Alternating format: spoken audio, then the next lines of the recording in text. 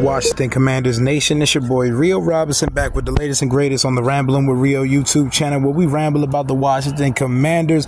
The boys open camp today, Wednesday, July 26th. Tomorrow it opens up to the public, but they got underway today and they were walked out to the field by new managing partner and owner Josh Harris and Mitchell Rails. They were walked down to the field. Word to my boy Jalen of Bleeding B&G, said that boy Josh was walking with the Conor McGregor strut. The strut was looking quite different. We never seen Dan walk the team down to the field. You're going to find a common retort on this channel is everything he does, I'm going to say Dan didn't do. I'm petty. I'm King Petty. I'm very petulant. I'm childish.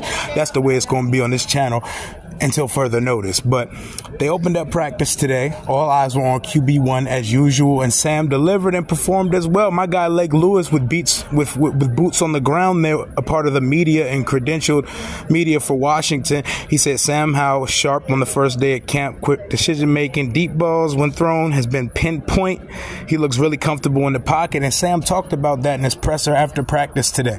He did admit that Netflix approached him about the quarterback series. He said he's picking up new offense. He's a young guy in the league, so he doesn't want that distraction at the time being. I respect it. I would love for him to have done it, but I'm not mad at him for doing that when it's year two and you already got another offense that you got to learn. But he was good today, and he was the only quarterback of the offense that didn't get picked off. Brissett got picked off twice. Jake Fromm got picked off twice, and I wouldn't even be tripping if he did throw picks. I'm not mad at those guys for doing it either, because what better time than practice in training camp to throw interception? My bad for the sound. I'm doing this on the go. I'm in between movement right now. It's a work day, so your boy's at the train station right now, so you're going to hear engines and shit in the background. But yeah, I have boots on the ground Thursday through Saturday. I'll be there all 3 days, and it's supposed to be a scorcher each day. But Howell was sharp for the majority of the day. He fit some passes in. I seen one he threw to Logan Thomas where Logan snagged it out of the air. He put it only where the receiver could catch it, and the guy has a whip. He clearly is a guy who played baseball growing up. The ball jumps out of his arms, and it's clear to see. And we'll take all the good days we can get, because as we know of Washington fans, our quarterbacks over the years, they struggle in camp, they struggle in OTAs. We had to kind of force saying that guys had good days. So we're not gonna be mad at Sam for having good days in practice, especially versus this elite defense. But the biggest thing that I noticed today at practice was Chase Young and Logan Thomas do not have the bulky Stone Cold Steve Austin knee braces anymore. They don't got the Alien vs. Predator bionic knee brace. Their knees are free, full range of motion, and they're back to 100%. John Keim said he doesn't see that stutter or that hesitation in Chase's steps, so the guy may be back, and he may be ready to return to that form of when he was tabbed, a generational talent coming out. He went to go work with the boy Larry Johnson out of Ohio State, so you love to see it. St. Juice and Forbes, they're going mano-a-mano with Dotson and McLaurin in practice. Terry had to grab a couple tough ones over him. And shout out to Zach Selby, probably the best follow in Washington Nation when it comes to training camp, because he pretty much gives you play-by-play of what's going on in practice. A lot of these passes Howell completed today, they were in tight coverage, and he put it in windows where only they could get it and not the DB, despite the tight coverage they were in.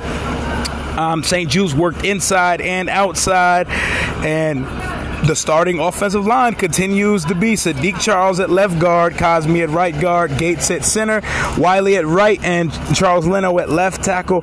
No surprises out of that bunch. And Deron Payne will be day-to-day to start camp with a minor toe thing. I hope it's not turf toe. It probably isn't turf toe, but when you just give a guy a $90 million contract, if he falls down the steps, you're going to let him miss practice for a couple of days. That's just how it goes. But we're doing business correctly.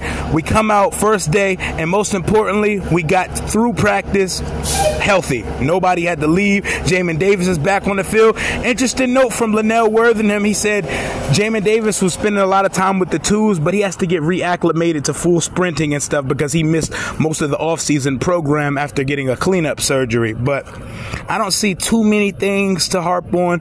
It's day one of practice. They're going to have their walkthrough because there's always one normal speed practice and a walkthrough. And tomorrow I will be in Ashburn with all the contents first thing in the morning. So if you're out there, pull up on your boy. I'll be out there in a shirt that says Snyder Era Survivor, because I'm here to represent those fans that have stuck through and endured the Daniel Snyder era as we're on to better days. But that's all your boy got for right now, keeping it short, sweet, and to the point, because the content will be galore over the next 3 days, and we're supposed to have over 10,000 fans in attendance on Saturday. And I don't know if you've seen the drone shot. There was a cool drone shot of how camp looks now.